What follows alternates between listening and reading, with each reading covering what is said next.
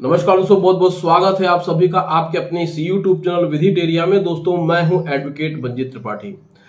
दोस्तों आज के इस वीडियो में हम आपको बताएंगे कि अगर आपने सिक्योर्ड लोन लिया है और आपने डिफॉल्ट कर दिया है और बैंक ने आपको डिमांड नोटिस भेजी है 13(2) की, और इसमें आपके पास अगर बैलेंस है और आप अगर चाहते हैं अपने अकाउंट को रेगुलर कराने के लिए, तो ऐसे कंडीशन में कैसे आप अपने अकाउंट को रेगुलर कर सकते हैं। दोस्तों सबसे पहले तो आपको हम बता दें कि सिक्योर्ड लोन में जैसे ही आप डिफॉल्ट करते हैं तो बैंक डिमांड नोटिस के माध्यम से अपना पूरा का पूरा पैसा आपसे मांगता है। मान लीजिए कि आपने कोई भी लोन अगेंस्ट प्रॉपर्टी ली है, यानी कि प्रॉपर्टी के अगेंस्ट में कोई भी लोन लिया है मॉर्गेज करके, और उसकी जो ड्यूरेशन है वो 15 या 20 साल है, लेकिन आप कोविड की वजह से या फिर किसी भी कारण से अपनी 3 EMI नहीं दे पाए और आपने डिफॉल्ट कर दिया, तो बैंक सरफेसी अधिनियम की धारा 13(2) के अंतर्गत एक डिमांड नोटिस आपको आपके पते पर भेजती है, जिसमें कि साफ साफ लिखा होता है कि आपके ऊपर इतनी राशि बकाया है। यानी कि अगर 20 लाख रुपए का लोन लिया है और आपका अकाउंट NPA हो गया है, तो इसमें वो इंटरेस्ट के साथ साथ पेनाल्टी चार्ज और अमाउंट जो कि आपका लोन अमाउंट है, उन सारी चीजों को जोड़ देता है, जिसको कि कहते हैं आउटस्टैंडिंग। आउटस्टैंडिंग में आपका प्रिंसिपल अमाउंट, आपका इंटरेस्ट और आपका पेनाल्टी, ये तीनों चीजें शामिल होती हैं। अब बैंक एक बड़ा सा एस्टिमेट बना करके 20 लाख की बजाय आपको 23 या 24 लाख रुपए की राशि भेज देता है। अब इसमें क्या है कि इसमें आपने तो 15 या 20 साल के लिए लोन लिया और आपकी 3 ही EMI बाउंस हुई है, तो ऐसे सिचुएशन में आप चाहते हैं कि अपने उस NPA को खत्म करके आप अपने अकाउंट को रेगुलर कर दें, लेकिन ऐसे कंडीशन में आपको समझ में नहीं आता है कि कैसे अपने अकाउंट को हम रेगुलर करें। अगर हम बैंक को उनका 3 EMI बिना किसी भी तरीके से बैंक से बात किए अपने खाते में डाल देते हैं, तो इससे नुकसान क्या होता है, इसको भी जानना जरूरी है। दोस्तों देखिए, जब भी आपके पास डिमांड नोटिस आती है, आप में से बहुत सारे लोग ऐसी गलतियां करते हैं। वो क्या गलतियां करते हैं कि उनको लगता है कि हमारी जितनी भी EMI बाउंस हुई है, 3 हो, 4 हो, 5 हो, 6 हो, वह सारी की सारी EMI वो बिना बैंक को इन्फॉर्म किए या फिर बैंक के साथ केवल वर्बल कम्युनिकेशन पर, यानी कि बैंक के मैनेजर ने कहा कि आप अपनी जितनी भी EMI बाउंस है उसको आप भर दीजिए, आपका अकाउंट NPA से बाहर हो जाएगा। तो बस इतना ही कहने से, यानी इतनी मात्र ही बात अगर बैंक के मैनेजर ने कह दिया और इस बात से ही आप राजी हो गए और आपने अपने डिफॉल्ट किए हुए EMI को अपने खाते में डाल दिया और आपने सोचा कि आपका अकाउंट रेगुलर हो गया, तो ये आपकी सबसे बड़ी भूल है। क्योंकि बैंक कभी भी डिमांड नोटिस के बाद, जब आपके पास डिमांड नोटिस आ जाती है, तो ऐसे सिचुएशन के बाद आपको बैंक से लिखित में एक गारंटी पेपर लेना है।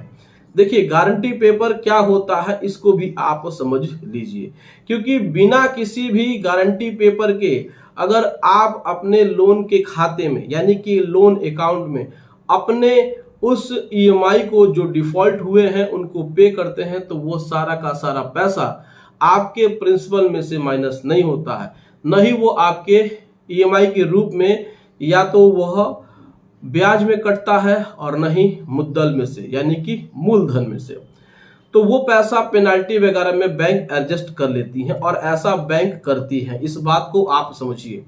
तो बैंक से गारंटी पेपर लीजिए कि सर आप हमको रिटर्न में ये कंफर्मेशन दीजिए कि हमारी 6 EMI अगर बाउंस हुई है, 6 EMI का अमाउंट कितना है, कैसे भरना है और कितने दिन में हमारा अकाउंट NPA से स्टैंडर्ड हो जाएगा, ये आप अपने लेटर हेड पे लिख करके दीजिए। बहुत सारे लोग इस बात से भी एग्री नहीं करेंगे कि बैंक ऐसा लिख करके नहीं देगा। अगर बैंक करना चाहता है, अगर बैंक आपका सपोर्ट करना चाहता है, तो वह लिख करके देगा, क्योंकि उसने डिमांड नोटिस दे दिया है।